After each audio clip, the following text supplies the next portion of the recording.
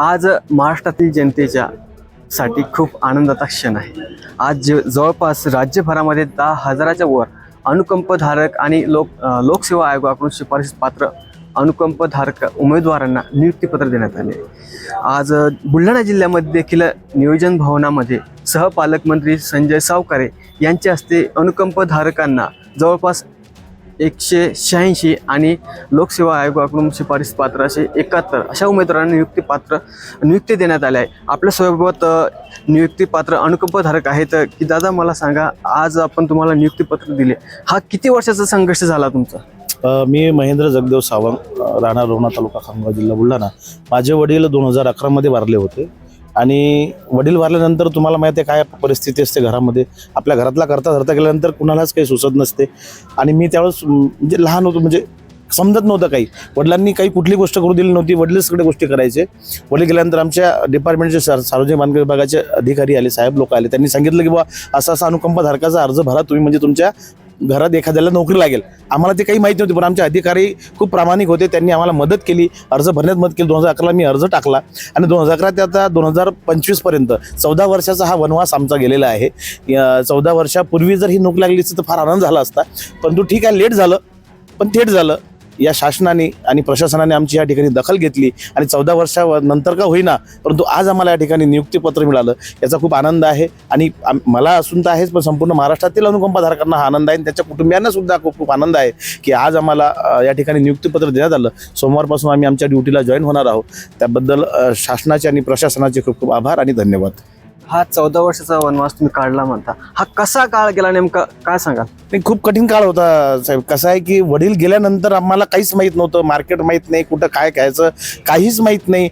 अहो, साधा विड्रॉल जरी भरायचा म्हटलं बँकेतला तो माहीत नव्हता, कारण वडिलांनी कुठलीच गोष्ट करू दिली नाही। आणि वडील गेल्यानंतर लगेच जबाबदारी कुटुंबाची आली। मग कुटुंबाची जबाबदारी पेलत असताना आईचं दुःख, आईंची तब्येत खराब असायची, आईंना टेन्शन न यावं ती पण सांभाळायचं, कुटुंबाला सांभाळायचं, कुटुंबाचं पालनपोषण करण्यासाठी वेगवेगळ्या ठिकाणी धावपळ करायची। हे 14 वर्ष फक्त धावपळीमध्येच गेले साहेब। आणि 14 वर्षानंतर आता हा जो वाटा मिळाला आमच्या हक्काचा, तो आज आम्हाला मिळाला। 14 वर्षानंतर का होईना मिळाला, हरकत नाही, पण तो मिळाला याचा खूप आनंद आहे। कारण आता 2-4 वर्ष माझं 41 वर्ष रनिंग चालू झालेलं आहे। 4 वर्षांनी मी एजबार झालो असतो, गेलीच ती नोकरी, बरोबर, पण ती 4 वर्ष अगोदर भेटली आणि मी एजबार व्हायच्या अगोदर भेटली, याचा खूप मोठा आनंद आहे। नियुक्तीपत्र भेटलं, राज्य शासनाचे आभार माना। राज्य शासनाचे आणि प्रशासनाचे खूप आभार की त्यांनी आम्हा अनुकंपधारकांसाठी खूप खरंच अनुकंपा केली की 14 वर्षानंतर का होईना पण आम्हाला या ठिकाणी नोकरी मिळाली, आमच्या पोटाची भाकर आम्हाला मिळाली। त्याबद्दल राज्य शासनाचे, महाराष्ट्र शासनाचे, प्रशासनाचे मनापासून खूप आभार। अजून काही अनुकंपधारक आहेत? दादा मला सांगा, आपले वडील होते नोकरीला असतील, कोणत्या विभागाला होते? बाबा PWDला होते, सार्वजनिक बांधकाम विभागाला होते। 2009ला एक्सपायर झाले। माझं 2012 मध्ये अनुकंपामध्ये नाव आलं। शासनाचे आभार तर हे खरंच मानले पाहिजे, कारण की जेव्हापासून मला समजायला लागलं की आपलं अनुकंपामध्ये नाव आलं 2014-15 पासून, मी कलेक्टर ऑफिसच्या बऱ्याच जेव्हा आलो बुलढाणा यायचो तेव्हा इथं राऊंड मारायचो। त्यांचा एकच रिप्लाय राहायचा की वेटिंग लिस्ट आहे, कॅटेगरीनुसार वेटिंग लिस्टनुसार नंबर लागेल। माझं 219 वरती नाव होतं 2013-14। तर आम्ही तर आता आशा सोडली होती, त्याच्यामुळेच प्रायव्हेट ड्युटी जॉईन केली इकडे तिकडे। पण आता हा जो गव्हर्नमेंटनी 154 दिवसाचा जो GR काढला होता की 154 दिवसाचा आत आपल्याला जॉईनिंग द्यायचं आहे, तर त्या GR अंतर्गत बरेच अनुकंप कॅन्डिडेट आहेत जे जॉईन झाले आहेत आणि त्यांना काही चक्रा न मारता, ज्या चक्रा मारून काम नाही झालं ते न मारून गव्हर्नमेंटनं काम करून घेतलं। तर गव्हर्नमेंटचं तर खरंच खूप आभार। आणि अनुकंपा हे त्यांनी म्हटल्याप्रमाणे हे आपलं रिझर्व्ह सीट आहे आणि म्हणजे गव्हर्नमेंट सर्वंट गेल्यानंतर त्यांचा मोठा मुलगा म्हणून किंवा एखादी त्याची मिसेस ती परिवाराच्या पालनपोषणासाठी त्यांच्या नोकरीवर लागते, तर ते सरकारचा म्हणजे आपला अधिकारच आहे तो। त्या अंतर्गत आम्ही अनुकंपाला लागलो आहे। सोमवारी बरेच कशाला सर्वच कॅन्डिडेट जॉईंट होतील, कोणी कुठे आपापल्या डिपार्टमेंटला।